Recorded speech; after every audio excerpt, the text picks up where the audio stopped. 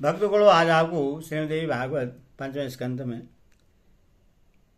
देवी के अठास से भयभीत होकर ताम्र का महिषासुर के पास भाग आना, महिषासुर का अपने मंत्रियों के साथ पुनः विचार विमर्श तथा दुर्दर्श दुर्मुख और वास्कल की गर्भोक्ति, यह कथा आपको श्रीमद्देवी भागवत से सुना रहा हूँ। आप इसको ध्यान पर सुने और इस चैनल को लाइक करें, सब्सक्राइब जरूर करें। कथा सुनिए। व्यास जी बोले, उस ताम्र की वह बात सुनकर भगवती जगदम्बा का मेघ के समान गंभीर वाणी में उससे हंसते हुए कहने लगी। देवी बोले, हे ताम्र, तुम अपने स्वामी महेश के पास जाओ और मरने को उधर मंद बुद्धि अति कामातुर तथा ज्ञान शून्य उस मूर्ख से कहो कि जिस प्रकार तुम्हारी माता महिषी घास खाने वाली, प्रोड़ा विशाल सींगों वाली, लंबी पूंछ वाली तथा महान उदर वाली है, वैसी मैं नहीं हूं। मैं न देवा इंद्र को, न विष्णु को, न शिव को, न कुबेर को, न वरुण को और न ब्रह्मा को, और न तो अग्निदेव को ही चाहती हूं। जब मैंने इन देवताओं की उपेक्षा कर दी, तब भला मैं एक पशु का उसके किस गुण से प्रश्न होकर वर्ण करूंगी? इससे तो संसार में मेरी निंदा ही होगी। मैं पति का वर्ण करने वाली साधारण स्त्री नहीं हूं। मेरे पति तो साक्षात प्रभु हैं। वे सब कुछ करने वाले, सबके साक्षी, कुछ भी न करने वाले, इच्छा रहित सदा रहने वाले, निर्गुण मोहरे अनंत निरालंब आश्रय रहित, सर्वज्ञ सर्वव्यापी, साक्षी, पूर्ण आश्रय वाले, कल्याणकारी, सबको आश्रय देने में समर्थ, शांत, सबको देखने वाले तथा सबकी भावना को जानने वाले हैं। उन प्रभु को छोड़कर मैं मूर्ख महेश को अपना पति क्यों बनाना चाहूंगी? उससे कह देना, अब तुम उठकर युद्ध करो। मैं तुम्हें या तो यम का वाहन बना दूंगी अथवा मनुष्य के लिए पानी ढोने वाला महेश बना दूंगी। अरे पापी, यदि जीवित रहने की तुम्हारी इच्छा हो तो शीघ्र ही समस्त दानों को साथ लेकर पाताल लोक चले जाओ, अन्यथा मैं युद्ध में मार डालूंगी। इस संसार में समान कुल तथा आचार वालों का परस्पर संबंध सुखदायक होता है। इसके भी बिना सोचे समझे यदि संबंध हो जाता है तो वह बड़ा दुखदायी होता है। अरे महेश, तुम मूर्ख हो जो यह कहते हो कि हे भावनी, मुझे पति रूप में स्वीकार कर लो। कहाँ मैं और कहाँ तुम, सिंह धारण करने वाले महेश, हम दोनों का यह कैसा संबंध? अथवा अब तुम पाताल लोक चले जाओ अथवा मुझसे युद्ध करो। मैं तुम्हें बांधों से निश्चय ही मार डालूंगी। नहीं तो देवताओं का यज्ञ भाग दे दो और देवलोक छोड़कर सुखी हो जाओ। व्यास जी बोले, ऐसा कहकर देवी ने बड़ी जोर से अद्भुत गर्जना की। अब गर्जना प्रलयकालीन भीषण ध्वनि के समान तथा दैत्यों को भली भयभीत कर देने वाला था। उस नाद से पृथ्वी कांप उठी, पर्वत डगमगाने लगे तथा दैत्यों की पत्नियों के गर्भ गिर गए। उस शब्द को सुनकर ताम्र के मन में भय व्याप्त हो गया और तब वह वहां से भागकर महिषासुर के पास जा पहुंची। हे राजन, उसके नगर में जो भी दैत्य थे वे सब बड़े चिंतित हुए। वे उस ध्वनि के प्रभाव से बधिर हो गए और वहां से भागने लगे। उसी समय देवी का सिंह भी क्रोधपूर्वक अपने अयालों गर्दन के बालों को फैलाकर बड़े जोर से दहाड़ा। उस गर्जन से सभी दैत्य बहुत डर गए। ताम्र को वापस आया हुआ देखकर महिषासुर को बहुत विस्मय हुआ। वह उसी समय मंत्रियों के साथ विचार विमर्श करने लगा कि अब आगे क्या किया जाए। उसने कहा, हे श्रेष्ठ दानव, हमें आत्मरक्षार्थ किले के भीतर ही रहना चाहिए अथवा बाहर निकलकर युद्ध करना चाहिए अथवा भाग जाने में ही हमारा कल्याण है।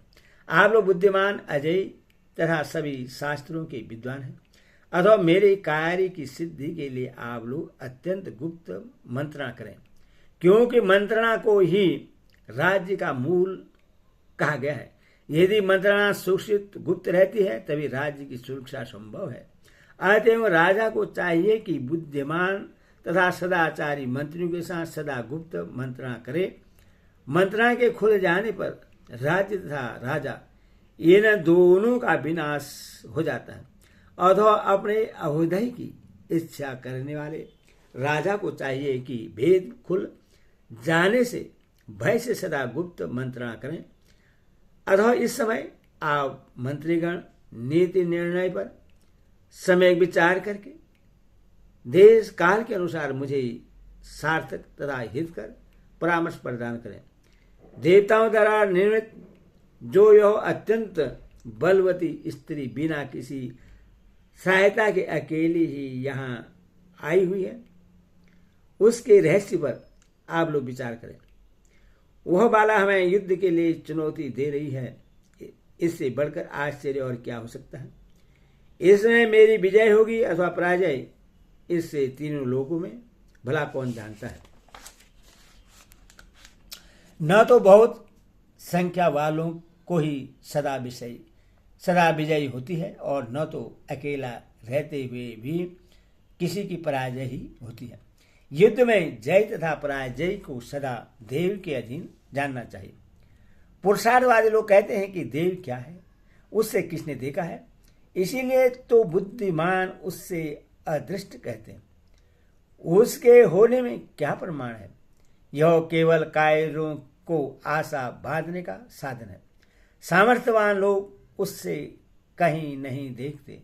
उद्धम और देव ये दोनों ही वीर तथा कायर लोगों की मान्यता है।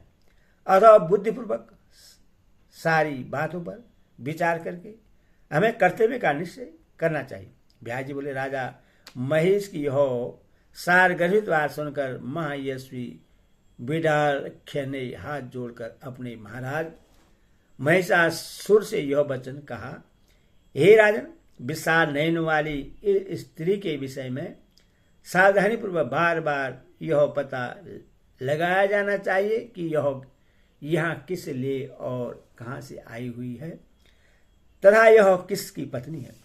मैं तो यह समझता हूँ कि स्त्री के द्वारा ही आपकी मृत्यु होगी।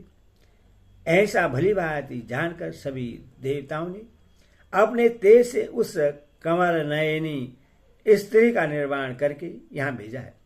युद्ध देखने की इच्छा वाले वे देवता भी आकाश में छिपकर विद्यमान है और अवसर आने पर युद्ध की इच्छा वाले देवता भी उसकी सहायता करेंगे। उस स्त्री को आगे करके वे विष्णु आदि प्रधान देवता युद्ध में हम सबका वध कर देंगे और वह स्त्री भी आपको मार डालेगी। हे नरेश, मैंने तो यही समझा है कि उन देवताओं का यही अभिष्ट है, किंतु मुझे भविष्य में होने वाले परिणाम का बिल्कुल ज्ञान नहीं है। हे प्रभु, मैं इस समय यह भी नहीं कह सकता कि आप युद्ध न करें। हे महाराज, देवताओं के द्वारा निर्मित इस कार्य में कुछ भी निर्णय लेने में आप ही प्रमाण है।